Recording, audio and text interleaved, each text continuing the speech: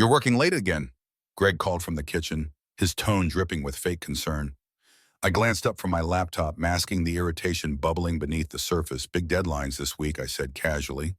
He smirked, pouring himself a glass of wine. You've got to take it easy, Holly. Life isn't just about work. You know, if only he knew my name is Holly. And for the last 6 months, I've been living a double life. Not the glamorous, exciting kind. No, my double life consisted of pretending everything was fine while quietly piecing together evidence of my husband's betrayal. It started with small things. Late night meetings that didn't make sense, charges on our credit card for expensive restaurants I hadn't visited, and a faint whiff of unfamiliar perfume on his clothes. At first, I told myself I was imagining it. But one day, while organizing the mail, I found a receipt for a down payment on a car, a luxury car that wasn't for me. I confronted him lightly at first, asking about the unusual expenses. The smooth talker, waved it off. Work perks, he said with a grin. You know how my clients like to celebrate.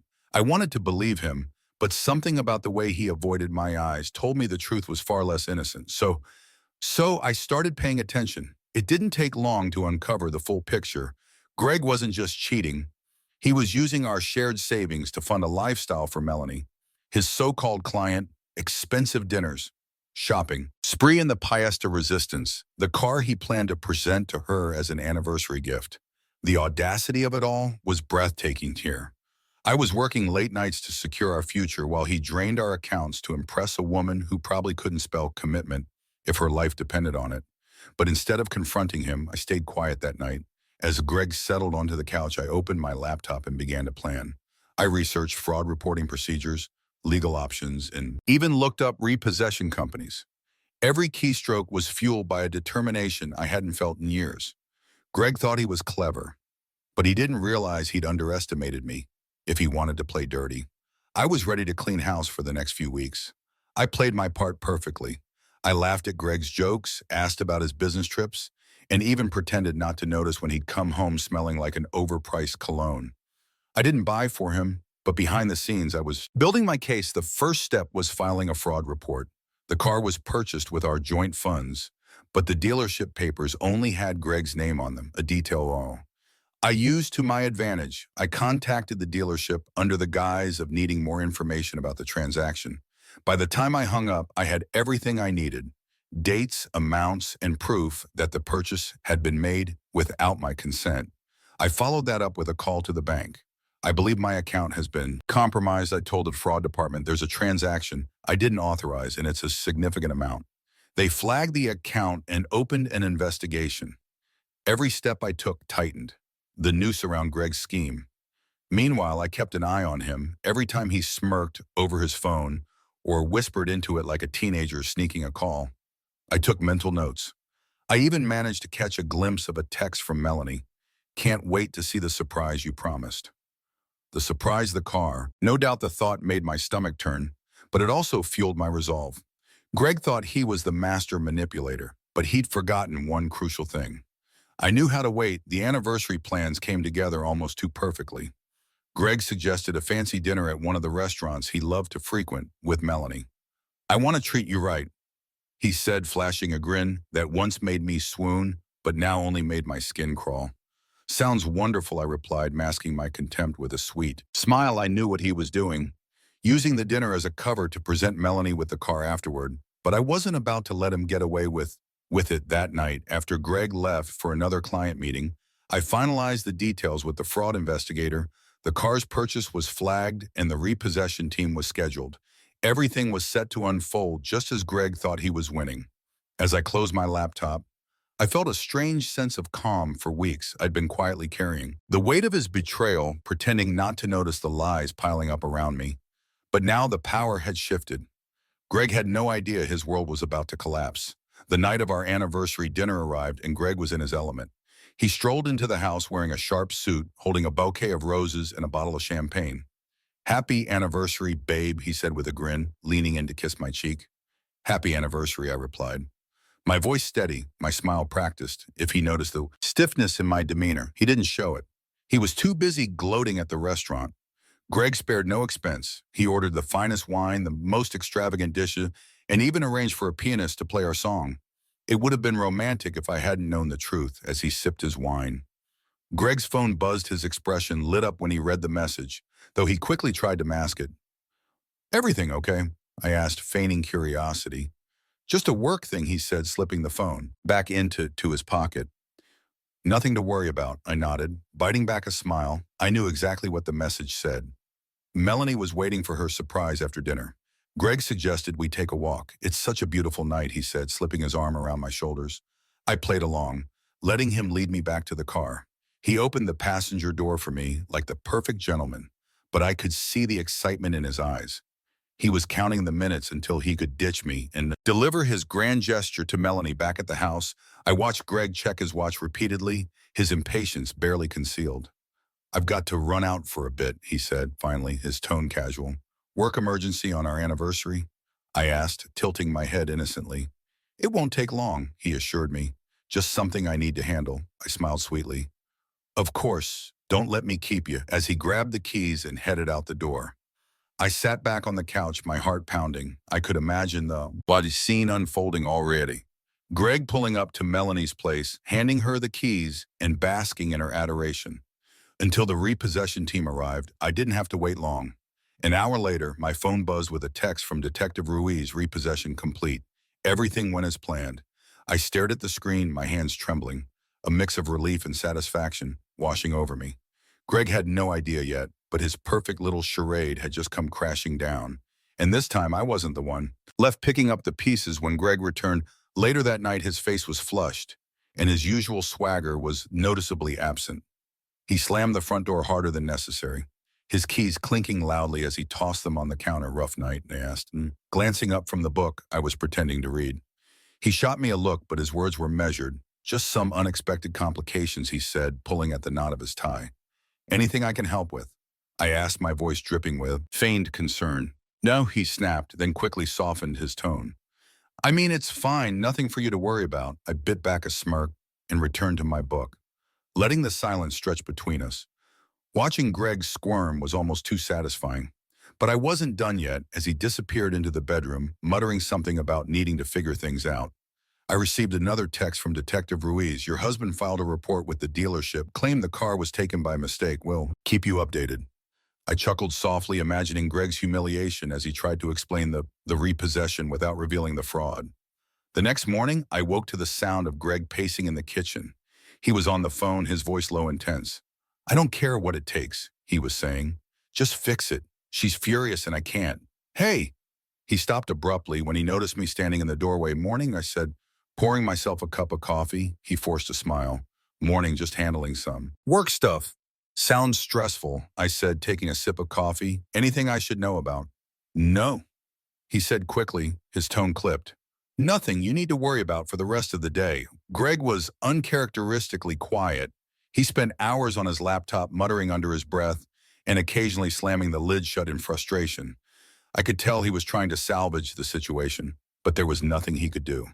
The fraud report had triggered a full investigation, and the dealership wasn't about to hand the car back without answers. By the evening, Greg's patience had worn thin. "Do you ever feel like the universe is just out to get you?" he asked, suddenly his tone bitter. "Sometimes," I replied, keeping my expression neutral. "But I think the universe has a way of balancing things out, don't you?" He didn't respond, but the look he gave me lingered a little too long, as if he suspected I knew more than I let on. The cracks in Greg's composure grew more obvious by the day. He was short-tempered, distracted, and constantly on the phone arguing with someone on the other end. I didn't press him. Instead, I watched and waited silently, enjoying the unraveling of his carefully constructed facade. One evening, I overheard a particularly heated call. Greg was pacing in the living room, his voice low but furious. "I told you I'd fix it," he hissed. "Just give me a little more time. It's not my fault these things happen." I could guess who he was talking to. Melanie. I leaned against the kitchen counter, pretending to scroll through my phone, though every fiber of my being was focused on his words. "She's overreacting," Greg muttered clearly, trying to calm whoever was on the other end. "You don't need to make this a big deal. I'll sort it out." The call ended abruptly, and Greg threw his phone onto the couch, muttering a string of curses. "Everything okay?" I asked, stepping into the living room with fed innocence. He looked up, startled, then forced a tight smile. "Yeah, just work stuff." Must be tough, I said, sitting down across from him. You've been so stressed lately. Are you sure there's nothing I can do to help? His jaw tightened, but he shook his head. No, I've got it under control that night. I received another update from Detective Ruiz. The investigation is moving forward. The dealership has corroborated the fraud report. Your husband's activity is under review. I stared at the message, a mix of relief and anticipation coursing through me. The net was closing in, and Greg had no idea the next morning. Greg's mood hit a new low. He sat at the kitchen table with his head in his hands, barely touching his coffee. I don't know what's wrong with people these days, he said, his voice tinged with bitterness. Everyone's out for themselves. I almost choked on my coffee, but managed to stifle a laugh. Really? What happened? He waved his hand dismissively. Just some setbacks. Nothing for you to worry about. Of course, I said sweetly, hiding my smirk. Behind the rim of my mug, by the end of the week, Greg was visibly unraveling. His confident demeanor was gone, replaced by a man grasping at straws as he sat in the living room that evening, typing furiously on his laptop. I leaned against the doorway. You know, Greg, I said casually, sometimes people get exactly what they deserve. He froze for a moment, his fingers hovering over the keyboard before turning to look at me. What that's supposed to mean? I shrugged, my expression calm. Just something. To think about the breaking point came on a Saturday evening. Greg had been on edge all day, snapping at everything and everyone. By the time he got a call from Melanie, his carefully maintained mask shattered entirely. I was in the kitchen when his phone buzzed. He glanced at the screen, cursed under his breath, and walked outside to take the call. Curious, I followed quietly, staying just out of sight by the open window. You don't understand, Greg hissed, his voice frantic. It's not my fault. The dealership's claiming fraud. But I didn't. He paused, clearly interrupted by a furious tirade on the other end. I told you I'd fix it, he said, his voice cracking. Do you think I like this any more than you do? Just give me a little more time, Melanie. Her voice was muffled, but her anger was unmistakable when he finally hung up.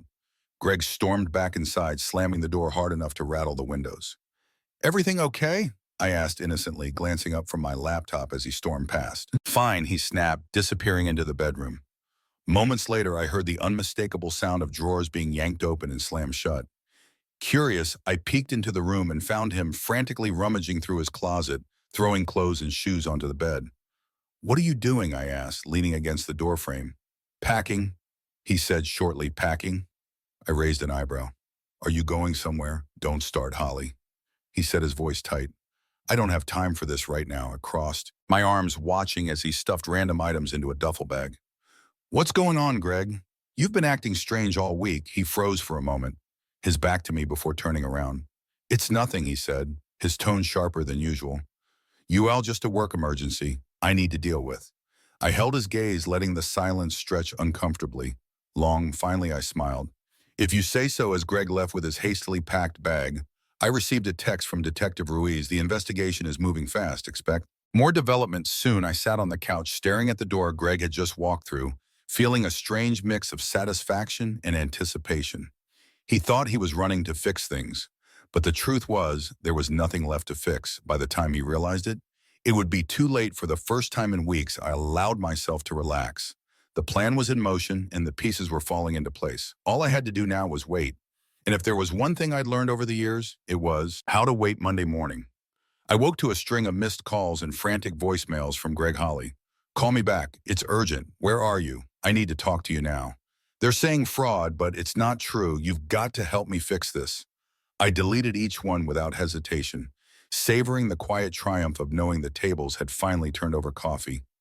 I texted Detective Ruiz for an update. His reply was swift.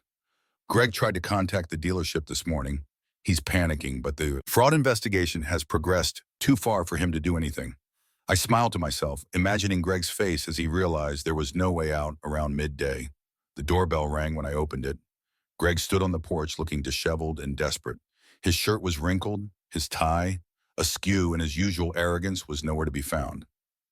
We need to talk, he said, his tone pleading. I crossed my arms, leaning against the doorframe. Talk about what, Greg? The car you bought for your mistress, or the fraud charges you're facing? His eyes widened, panic flickering across his face. Holly, I can explain. No need, I cut him off. I know everything. The fake business trips, the luxury dinners, the car. You thought I wouldn't notice, but I've known for months. He stumbled over his words, trying to piece together a defense. But I didn't give him the chance. You used our money to fund your lies, I said, my voice steady. You betrayed me, and now you're paying the price. He stepped closer, his hands raised in a gesture of surrender. Holly, please, I messed up. But we can fix this. I'll pay you back. I'll do whatever it takes, I raised an eyebrow. You'll pay me back with what your empty promises or the love letters. From Melanie, the mention of her name made him flinch, and I knew I'd hit a nerve before he could respond. I stepped back and gestured to the stack of papers sitting on the entryway table. You can start by signing these, I said. Greg hesitated, glancing at the documents. What is? This divorce papers, I replied. You've already lost the car, and soon you'll lose access to everything else. Consider this your final chance to walk away with whatever dignity you have left. He stared at me, his jaw tightening for a moment. I thought he might argue, but then his shoulders sagged in defeat. You don't have to do this, he said weakly. Yes, I do, I said firmly, because unlike you, I know how to finish what I start. Greg left without another word, and as I closed the door behind him, felt an overwhelming sense of relief. The man who had taken so much from me was finally out of my life, and for the first time in years I felt free. The house felt eerily quiet after Greg left, but it wasn't the unsettling kind of silence I'd grown used to during our marriage. This was the peaceful kind, the kind that meant freedom. I sat at the kitchen table, staring at the signed divorce papers Greg had left.